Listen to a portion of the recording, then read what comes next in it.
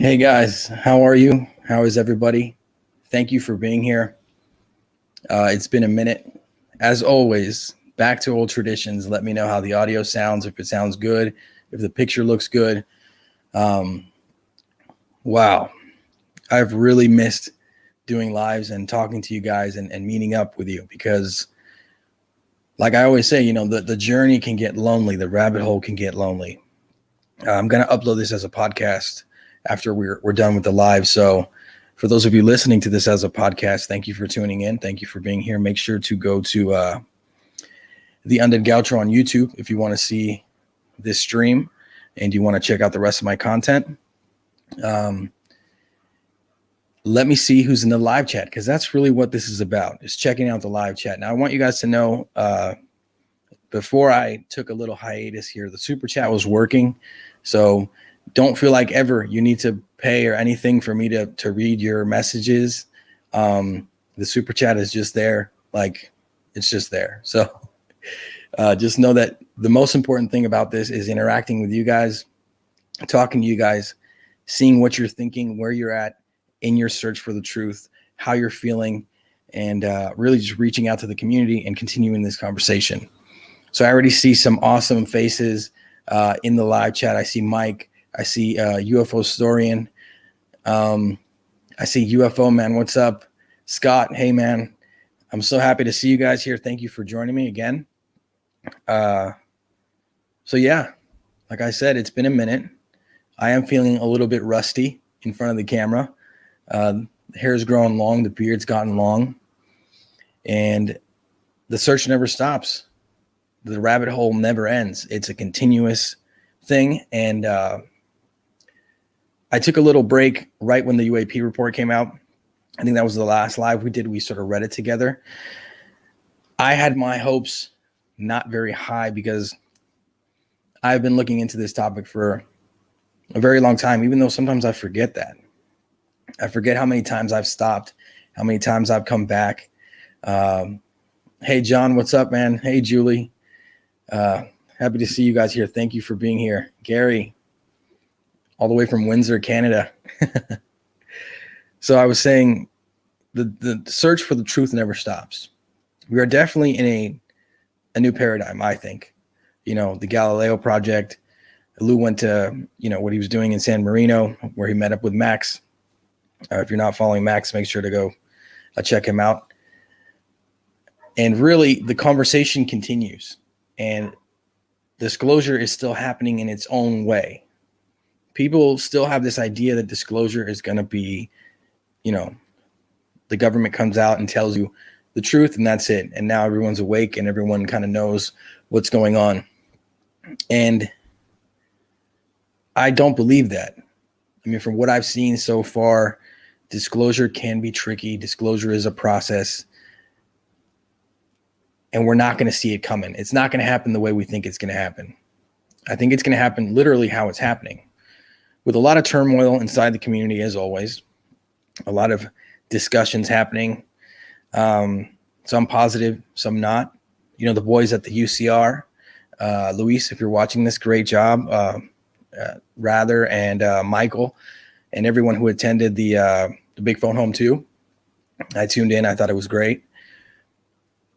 And these movements and these conversations that people are having and creating are perfect. It's what I wanted always, right?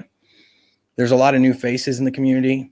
There's a lot of great content creators and channels and podcasts out there that are popping up that are doing amazing work. And like I said, it is what this was kind of all about. I created the channel to find and meet people, talk to you guys, keep the discussion going, and also maybe inspire some people to do the same thing. And it looks like that is happening. I know that it's, not, I'm a small fish in a big pond, but every little bit helps, I think, at the end of the day. So let me check out the live chat and then we'll get into the discussion today. Thank you, Julie, for always tuning in. Also, Scott, UFO Man, Mike, all you guys, thank you so much for always having my back. John, you guys have always been there for me. You're always, always open to talk, always open to listen. And that is so important in this community, in this discussion. So some of you might notice, for those of you listening to this as a podcast, you can't see me, so you won't know what I'm talking about. But there's normally a light back here. The bulb is dead. I mean, that's how rusty your boy got. I got rusty. And the problem is I took 2 weeks off when the UAP report came out, just to kind of see what was going to happen. We had that live. We talked about it. And then the discussion took off, and I sort of sat back and watched everybody, tuned into what was going on, tried to see where we were going to go next. And I started back on my own journey, like back, in the old school days where I would like go off on my own path and try to figure stuff out for myself. And that's kind of what makes this so challenging, because at the end of the day, you're going to believe what you want to believe. Some people need to knock on the side of a flying saucer to believe. Some people don't. And I am obviously not one of those people that needs to knock on the side of a flying saucer to believe in this phenomenon. And for all the young, fresh minds that are joining this discussion, or that are maybe got inspired back in 2017, right? I think it's so important to look at the past, look at UFO history, look at the lore, really dig deep, get down into it. This is not a topic that can be put inside of a box. We've talked about this on the channel many times. My approach is always this one. It's more of I'm not coming from a political aspect or a religious aspect or I don't know how to say it, just I'm trying to be an unconventional thinker when I approach this. I'm not trying to be afraid of what I'm thinking. I don't need a script. I don't need somebody to tell me what I need to say or how I need to say it. I just have to say it the way I want to, the way I believe it should be said.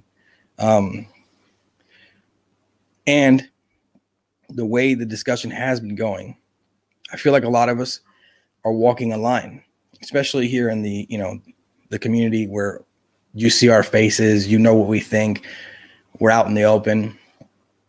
We can't really talk about the woo factor. It's almost like UFOs have become a reality, but they're also becoming normalized to the point where it's just super normal. And that's great, but it's also, that makes you overlook the amazing and unexplained things that come with this phenomenon. So today we're going to dive into that. We're going to talk about it.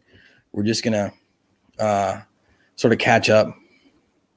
I see Julie says the past is integral, and I agree. It's super important. I was thinking how I would present this and how I would talk about it. It's the relationship the phenomenon has with us is a tricky one. It's almost like a abusive or a bad relationship, right? Because it comes when it wants, it leaves when it wants, it does what it wants. Sometimes it helps, sometimes it doesn't. And we've spent all these years trying to figure it out. And we still don't know what it wants and what it's about. It's being in one of those toxic relationships where you're just like, what do you want? Like, who are you really? I'm sure lots of people have been in those, right? A relationship where maybe you find out that the person that something you believed about a person or who you believe they were ended up being completely different from who they really were. And I like to relate the phenomenon and sort of everything tied into it, the government's role in it, or the government's, should I say, role in it, the role of society when it approaches the phenomenon or what it thinks about it, how it views it. It's all sort of toxic, right? It's all sort of, it's complicated. It's muddy waters. And some of it has to do with the phenomenon, I'd say, the waters being muddy. Some of it has to do with the governments and society itself. Society, unfortunately, most of society is like a non-player character, an NPC. Those of you that game will know what I'm talking about. Most of society is like that, unfortunately. They don't have time to think about these kinds of things. And that's how society's built. You know, some people, I saw this week, what's it? The Free Guy, I think. The Free Guy, the Ryan Reynolds movie, where he's like a game character inside of like kind of like a Grand Theft Auto kind of thing. And it reminded me of the film They Live. Now, for those of you that haven't seen, I would say watch The Free Guy. It's kind of cheesy. It's a funny, you know, Ryan Reynolds is a funny dude, so you're going to laugh a bit. And They Live is a great movie as well. But what both these films had, oh, wait, before I say anything, this is kind of going to be a spoiler. So I'm sorry if I spoil some of this for you. But what both films have is this idea of being stuck in this society where you're not truly seeing what's happening and sort of being led down a path every day, getting back to your house, going to bed, waking up and continuing, right? And They Live is more, it's great. I suggest watching They Live and then maybe watch The Free Guy. But when I was watching the film, what they do is they put on these glasses and then they become players. They're no longer just non-player characters. And what a non-player character is, it's just like, you know, when you're playing a game, there's people walking around doing the same thing all the time. You know, like in Grand Theft Auto, there's always those people walking down the block or the guy that waves on the corner. And unfortunately, there are people like that aren't really playing the game. They're not seeing the world for what it really is. They don't have time to, or they're not in the position to do that. And that's why it's so powerful and important for us and for people that are interested in certain topics, not just UFOs, to really dig deep and evaluate who you are, what the world is, and what it has to do, you know, how this topic affects everything. So, yeah, I think watch The Free Guy, watch They Live, and think about it. Think about life. Don't be an NPC. Play the game, right? Use what you learn to change your view on life, on the rabbit hole, and everything. I had this point where I was telling people online, I was saying, how can you, want to find the truth tied to an extraterrestrial phenomenon, but you can't even put up with people coming over a border, or you can't accept people for their differences? How do you expect to grasp a phenomenon like this topic? How do you expect to understand this topic if you can't even understand your own species? I think that's super important because you're missing valuable pieces of the puzzle. Your view is kind of skewed, so you may never really see what you need to see. And I'm not an activist or a humanitarian or anything like that. I believe that the human species should be one and that we should all understand we're the same species, but I'm not like out there waving a flag or anything. For me, it's just like common sense. It's not a question of, hey, people need to wake up. I know people won't. Some won't ever. So let me check out the live chat. Let's see what's going on. I want to see this comment from John here. He says, one of my cats said hello. Well, she's not very good at spelling. Well, tell your cat I'm probably just as bad as her. If you guys see my tweets, I'm often misspelling things or using the wrong grammar. I'm just not a grammar police kind of guy. I don't really give a damn. I'm like, as long as you can understand it, I'm fine.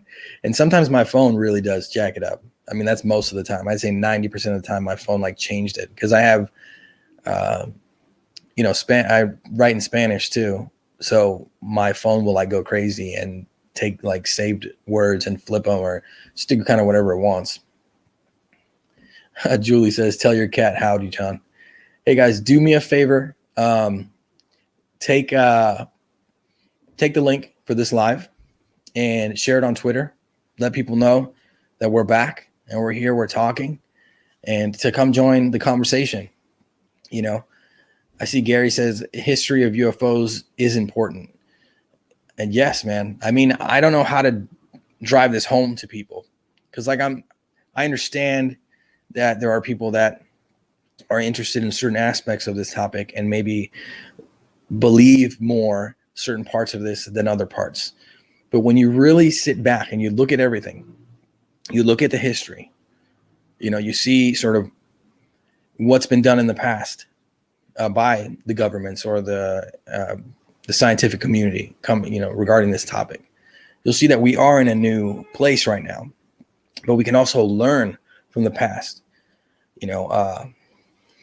Some people, when I hear them tweet or talk, it sounds like they don't know that Project Blue Book existed. They don't know about, other government projects from around the world, like the one in Brazil, or the one, I think there was one in Belgium as well. And Russia. Correct me if I'm wrong, or it might be Russia or Germany. I might be mixing it up. I think it's Russia. But there's a list. Like, you can literally go on Wikipedia in 2 seconds and say government projects tied to UFOs, and it'll bring it all up. And the funny part is, for me, is that, and this probably happens to a lot of you right here in this chat, because our group, we're mostly older. Lots of us have been looking into this for a long time, and a lot of the voices that maybe aren't so, the voices that aren't so prominent in the community, that don't have a YouTube channel or aren't like creating blog posts or whatever, have really seen a lot. And they've had this relationship with this topic, this toxic relationship where you don't know who to trust.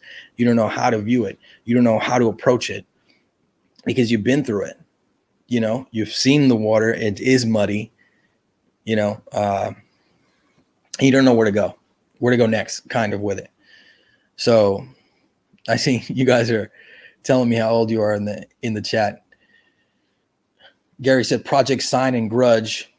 Project Sign and Grudge. That's what I'm saying. This is not a topic that just now is becoming a serious topic for the governments.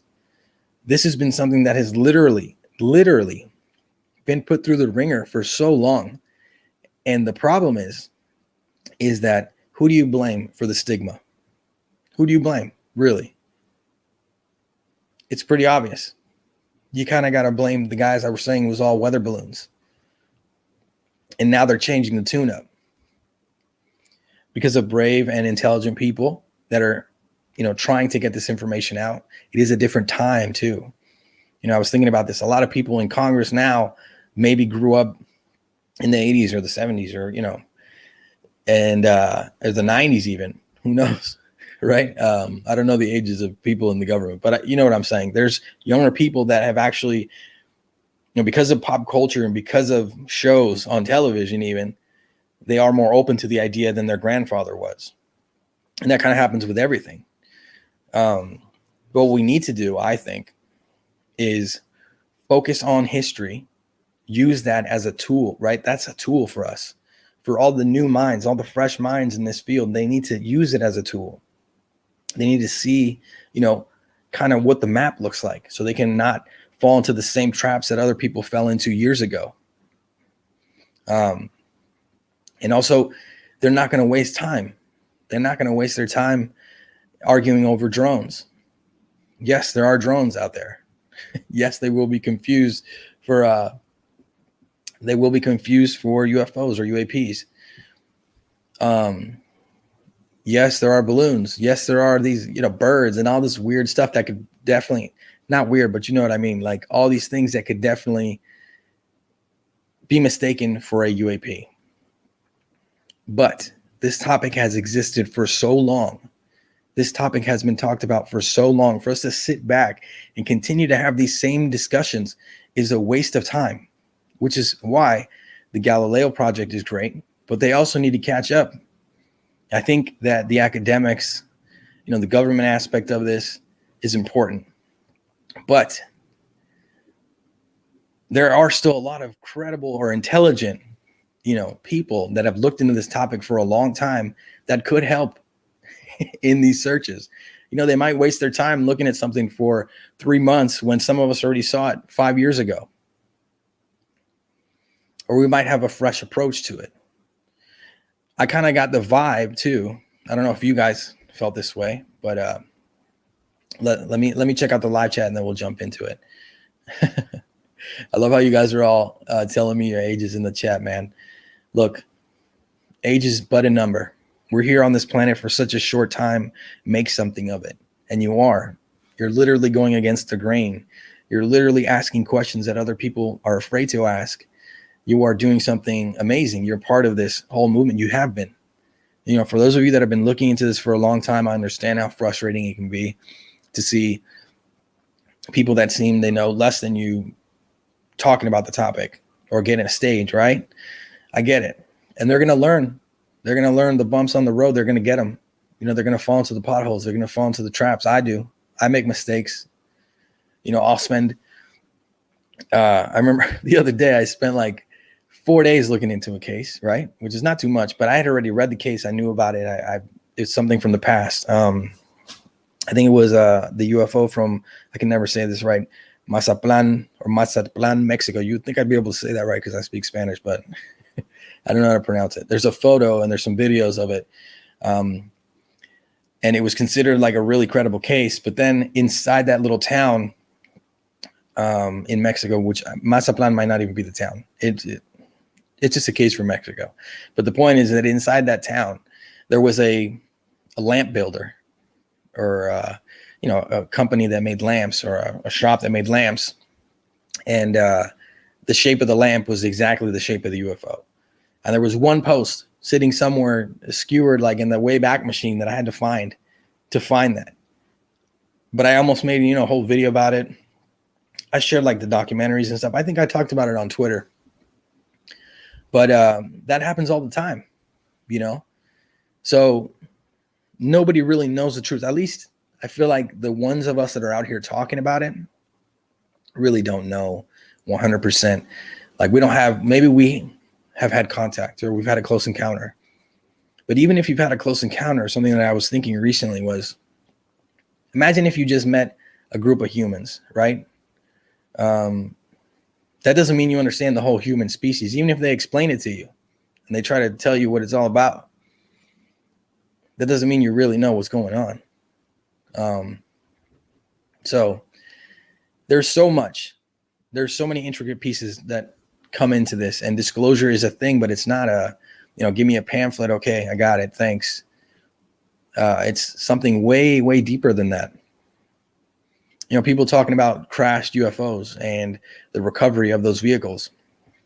Look, when I realized, when I saw in 2017 what was happening and how that was kind of for me after all the years, I was like, cool.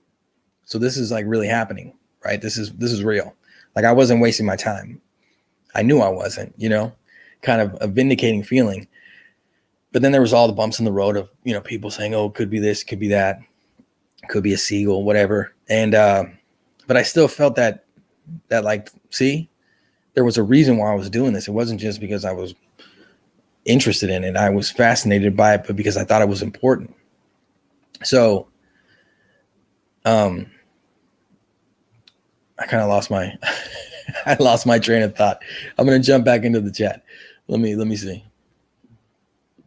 I see Julian says, saludos viejo. I love that you guys are here, man. It's so nice to see you guys in the chat again. It's so nice to sit down and talk to you guys. It really was something I was missing. I was thinking about, and to be honest, I was really just trying to think how to come back. It was dumb. It was like I took too long, and then I was like, okay, now how do I join this conversation again? Also, my friends, all the other channels out there, a lot of my friends, the people that I consider my friends, they're doing amazing work. They're having these open discussions with big panels and stuff. And I am in Argentina, so sometimes, time differences or just really the 9-to-5 lifestyle. This channel doesn't keep the lights on in this house. It's pretty dark back there. But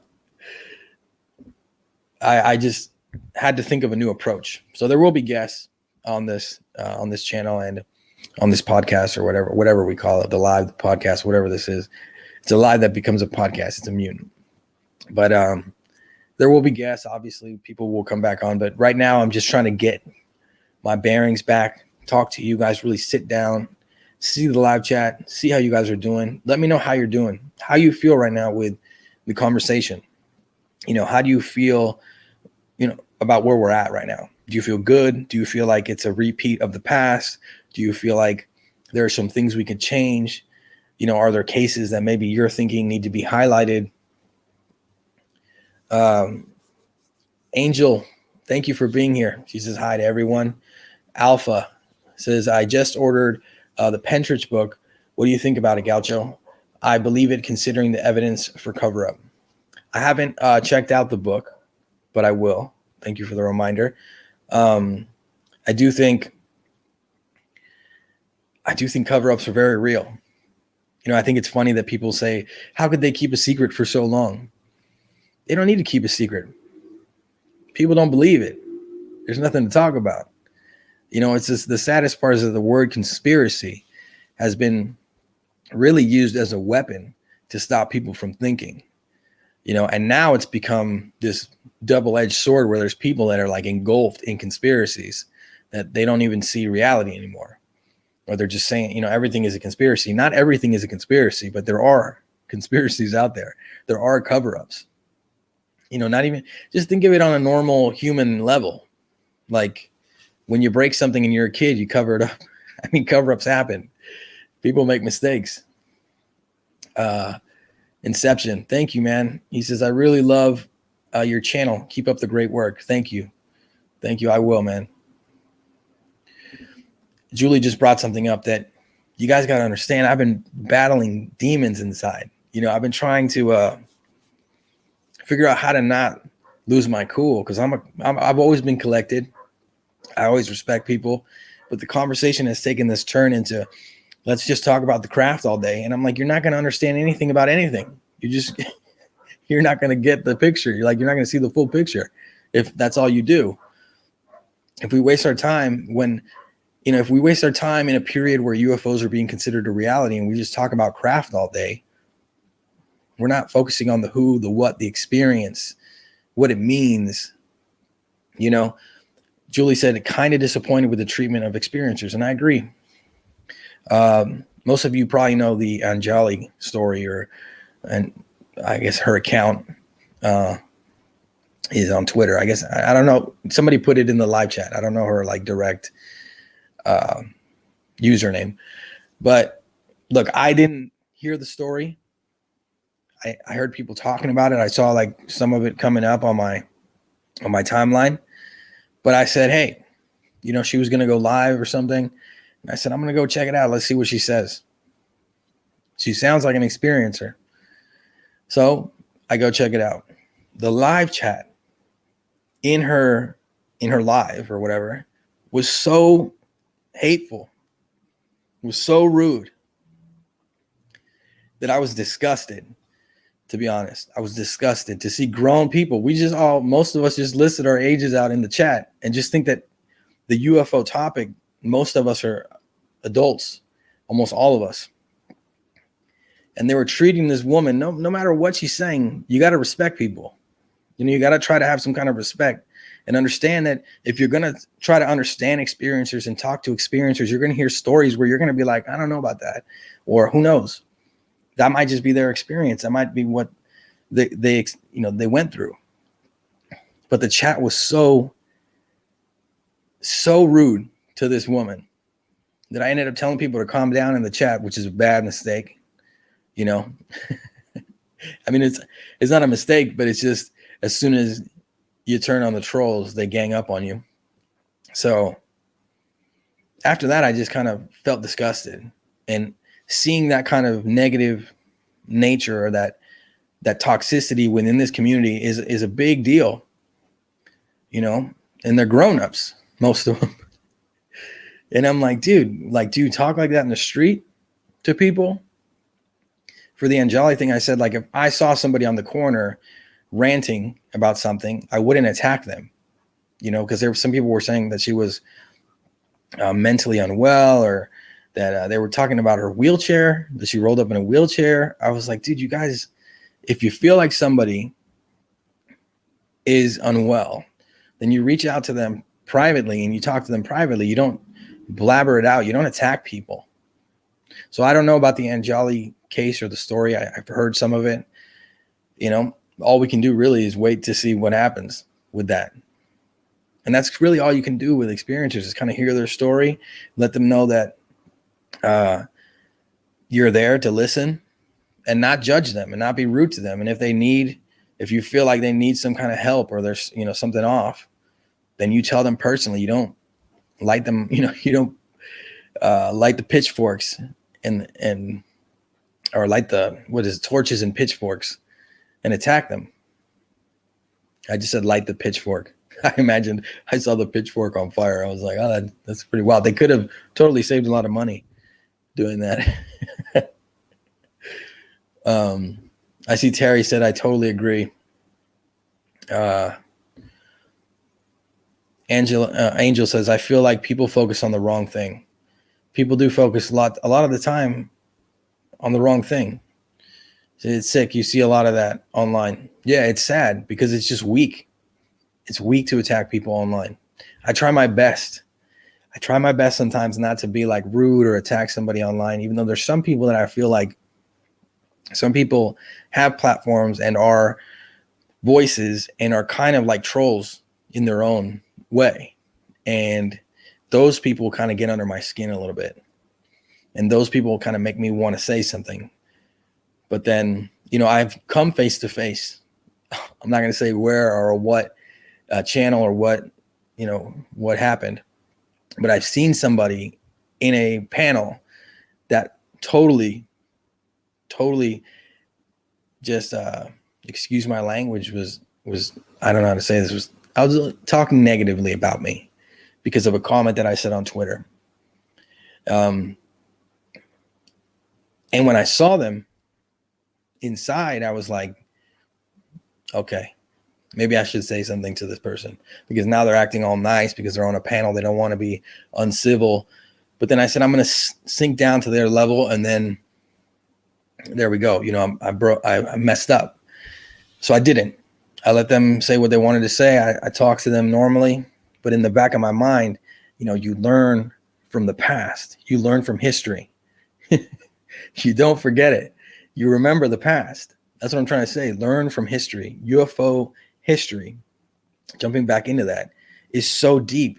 There are so many things. Like, I talked about Richard Doty on my Twitter the other day, and I was saying, how does this guy get into like UFO conferences? How is there nobody like just kicking him out? How does he get on panels with UFO researchers? And people are like, well, it's more, the information he has is more important than what he did. And I think that's wrong. I don't trust a word he says. He was literally like, that was his job, to lie and to trick people. So I don't trust a word he says. And some people might, have the same kind of approach when it comes to a lot of the people that have a past in the government or a past in, politics or whatever. And you should be a little weary. You should be a little, don't just walk in arms open. People, you gotta get, you have to let people like gain your trust. They have to show you that they deserve it. But let me check out the live chat again. Gary says counterproductive arguing. Totally counterproductive. And it has calmed down a bit. I'm sure you guys have noticed, like a few months ago, there was like people yelling on top of each other in panels. That you're not seeing so much anymore. But now we have, how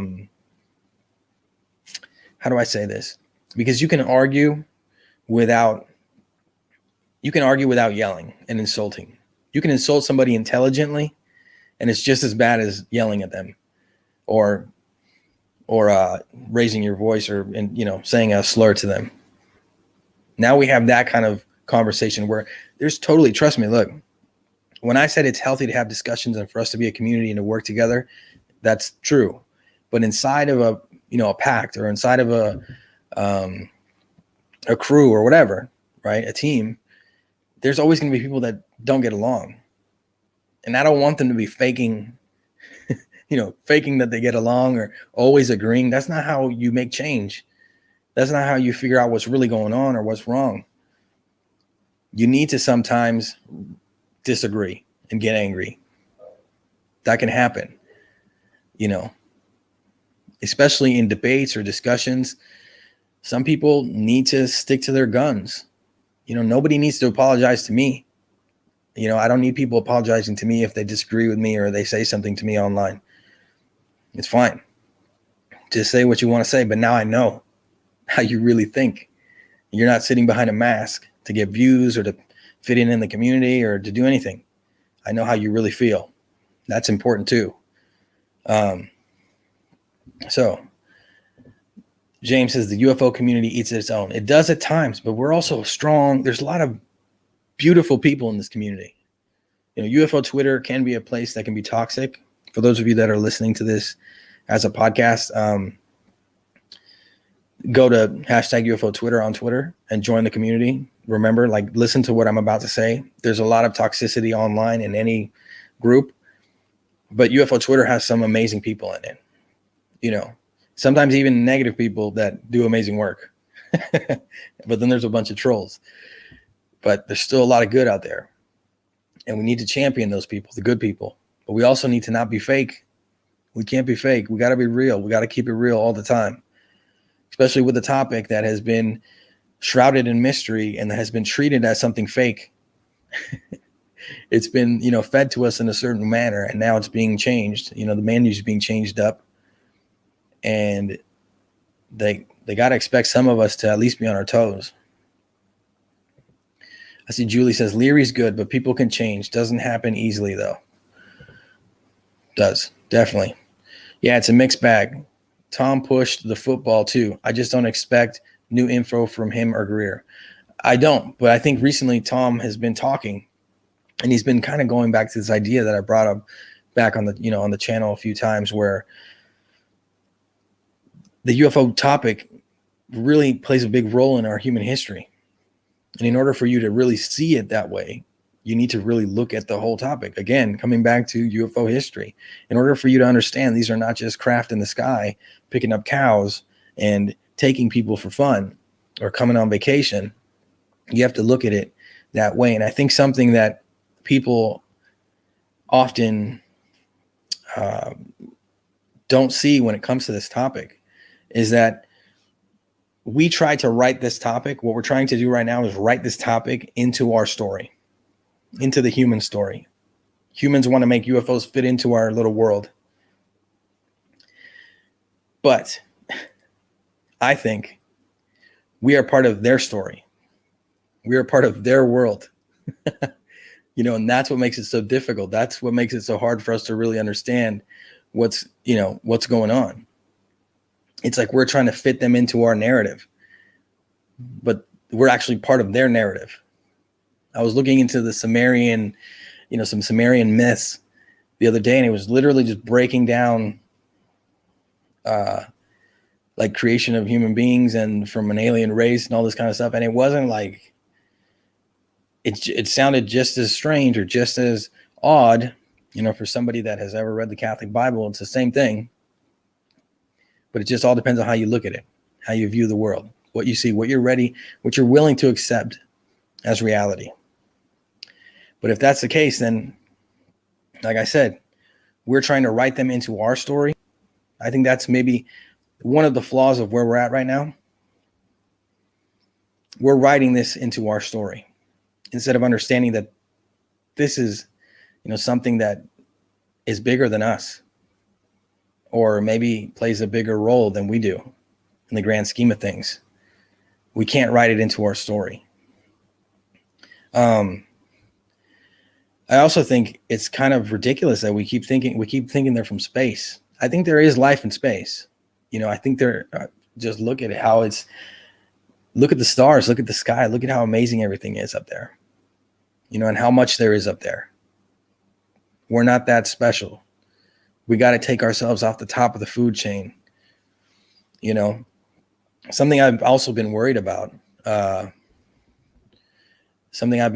Is the approach we're going to, what approach is the government going to take in the long end with this? Governments. I keep saying government because everyone's so focused on the U.S. government's take on this, but There's lots of governments around the world that have been taking this topic seriously for a long time. The US government is just like a voice that people look to, right?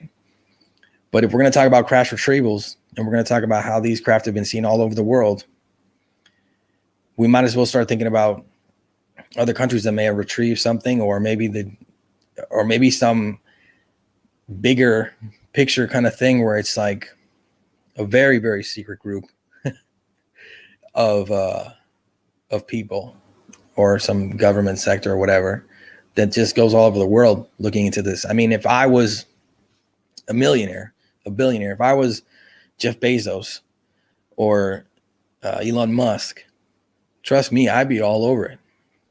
I'd be flying private jets all over the place. I'd have a team flying all over the world trying to find one of these crashed saucers or get some real good evidence or something.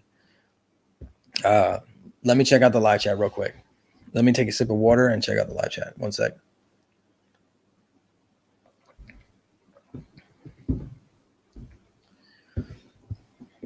Julie says, Mitakuye Oyasin.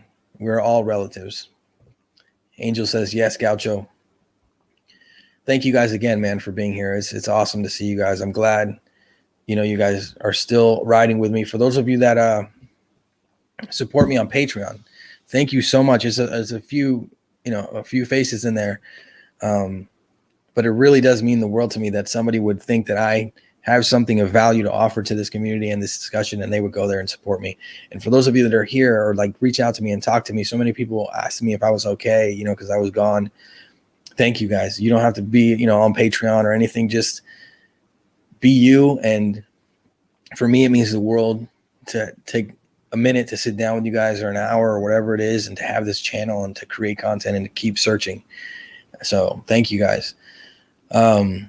Rusty Pack says, I don't do UFO Twitter. I watch podcasts. As for me, it's about people coming together to elevate, not tear others down. Very true, Rusty. 100% agree. If you guys can hear some rustling back there, that's Nala, my co-host. She's over here. She's got an operation coming up on Tuesday. So wish her luck, guys. It should be okay. We'll see. But yeah, and you can probably see red too in the background there. Sorry for those of you listening to this as a podcast. You're like, what is he talking about? But you got to go check out the channel, man. The Undead Gaucho.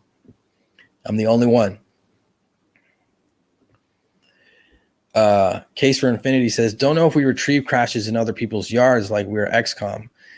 I'm trying to think who.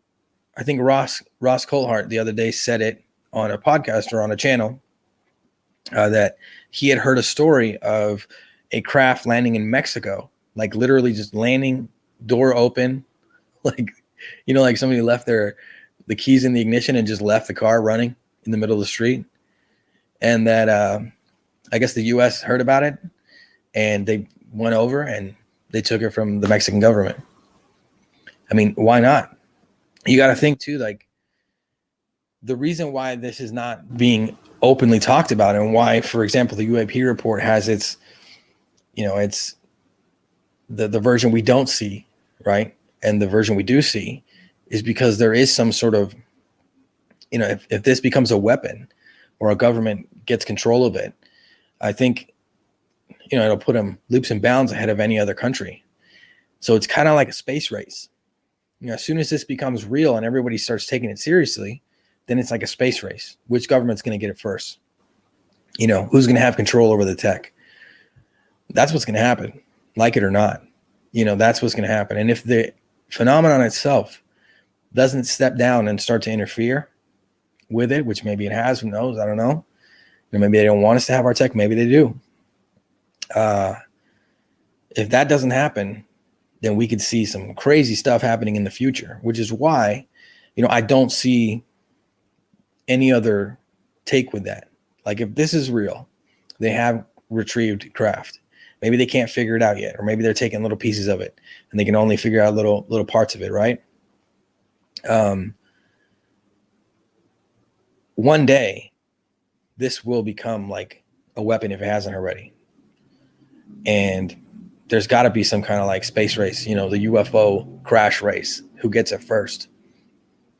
It's got to be that way, because that's just how the world works. That's how these things work. So think about that for a minute, and think about, I keep coming back to the same thing too. The real disclosure, the only real disclosure we could ever get is from the phenomenon itself. The government is the government for a reason. It governs. It governs you. That's what it does. It governs you. Like, I like people say, you might agree with me, you might disagree with me, but let me break this down. People often say, I pay taxes, so the government works for me. So politicians work for me, But in reality, let me give you an example, right? Imagine you're a butcher on a block. I always use these mafia references, but I feel like it's the easiest way to tell somebody. You're a butcher on a block that's run by the mafia. You pay tax to the mafia. The mafia doesn't work for you. You pay taxes to them so they don't rob you or somebody else doesn't rob you. The government, you pay taxes to the government because you pay taxes because you work for the government. Like, they don't work for you. I understand, politics and everything. I get it. Trust me, I understand that voting works. Things work sometimes, but behind it all, there's always big pockets. There's always, war and things that really steer the conversation and steer what has to happen and what doesn't. That's why there's so many laws and things that in the past existed that were ridiculous that now do not. But even in the past, they knew it was ridiculous, but they couldn't change it, because that would mess with somebody's pocket, or that would not, or would, mess with some political agenda or something. So the government can do its part, because there's lots of people, like I said way in the beginning of this, that are NPCs that wake up and they go get their coffee, they go to work, they retire. That's all they care about. They pay their taxes, and the government needs to tell them that UFOs are real. Now, if you're here thinking, waiting for the government to tell you that UFOs are real, you're going to wait a long time. It really, what has to happen is we have to shift the paradigm from the inside so that they can no longer shroud it in mystery. So there can no longer be that discussion, not change the conversation to fit the narrative of the government. I don't need I don't need to present this in a court of law.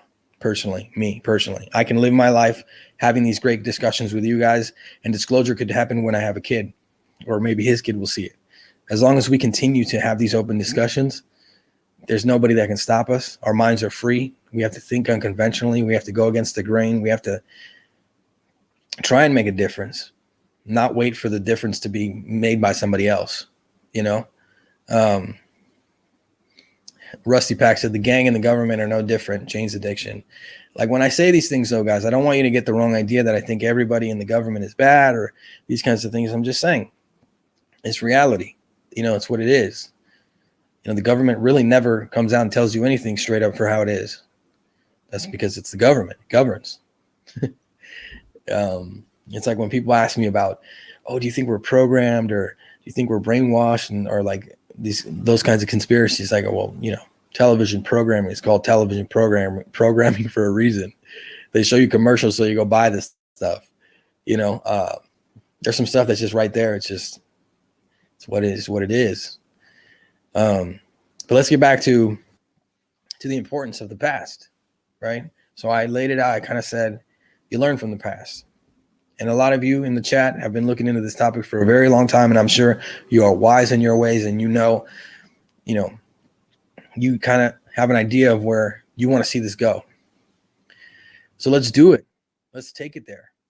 Let's continue these discussions, continue these conversations. Let's not wait around for things to change. Let's be the change. This is a global phenomenon. One government doesn't matter. They all matter.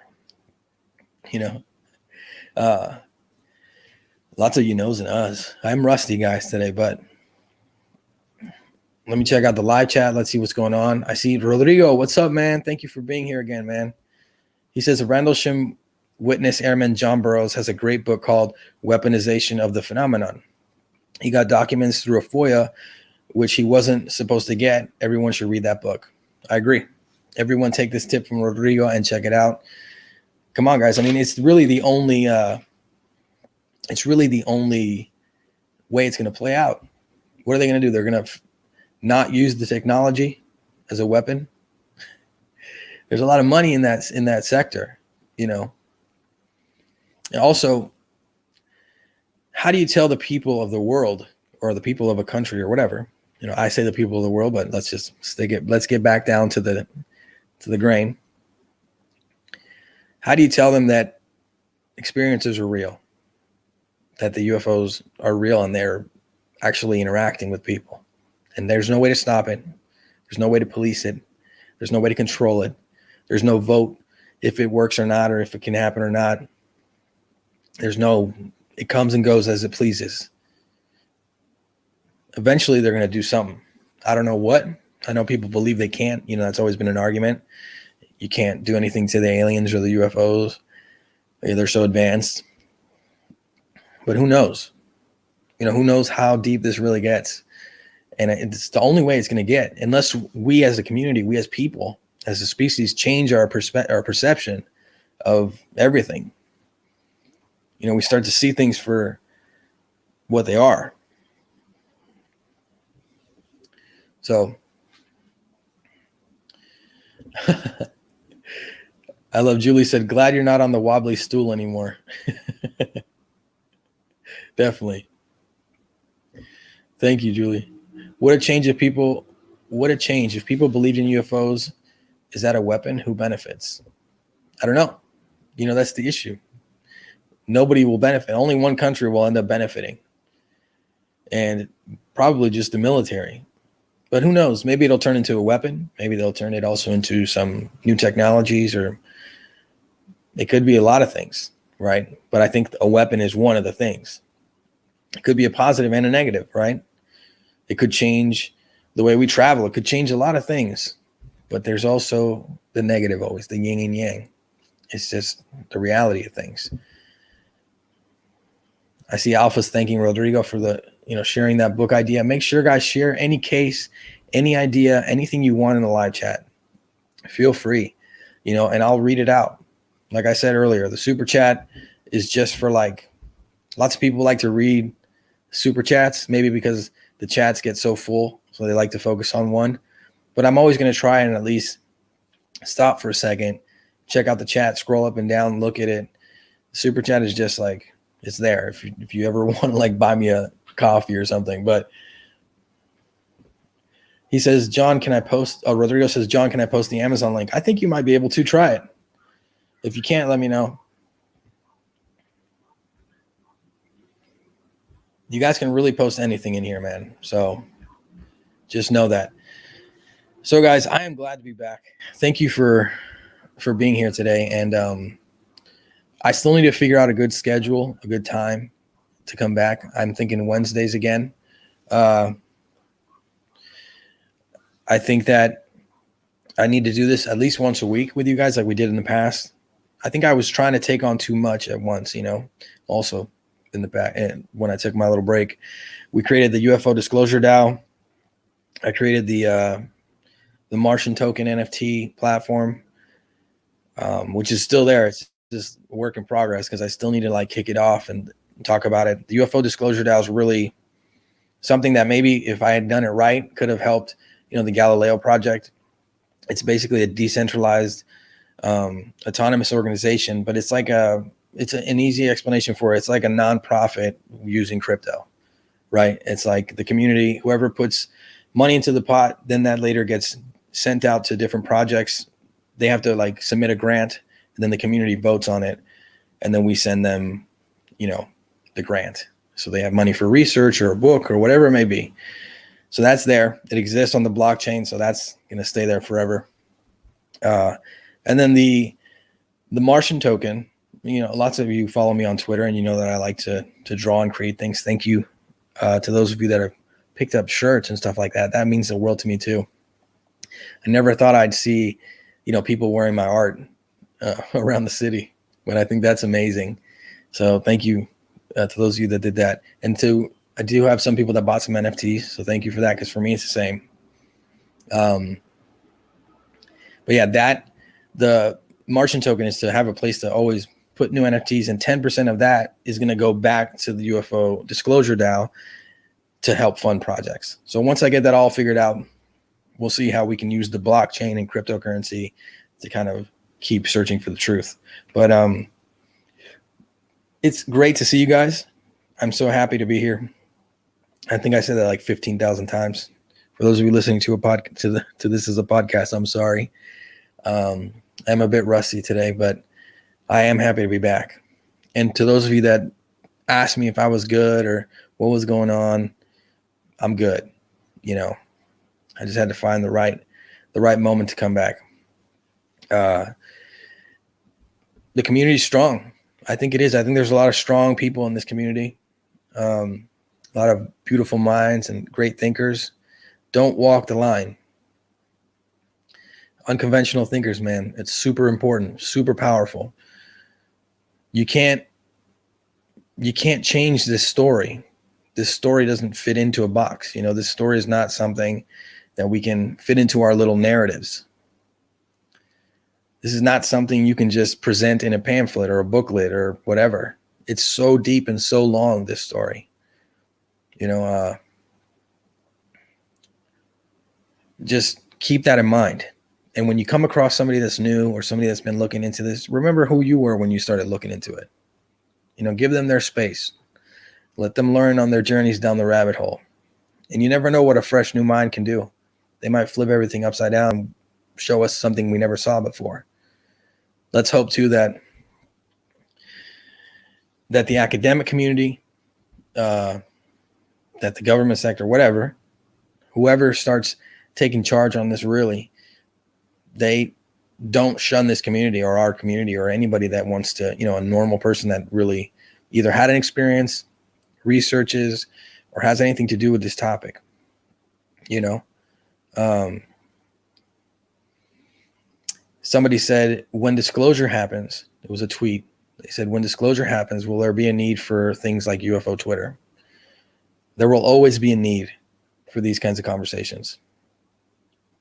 Always. There will never not be a need for this. You know, even when whatever the disclosure people imagine or whatever disclosure happens, there will still be a need for discussion. There will still be always more to learn and more to look at. So thank you guys for being here. It was a blast. I will be back very, very soon. Next, you know, maybe Wednesday. And if not, I'll do something on the weekend. I'm also going to try and create more content, like normal content. I guess that doesn't make sense, but like some of the other videos on my channel. I'm going to upload this to the podcast. So if you're tuning into this as a podcast, thank you. If you're watching this as a replay, thank you. Please like, please subscribe, and share this. Get some more people in the live chat. For those of you that have always been here, I missed you guys, and thank you guys. So we'll talk soon. Okay, guys?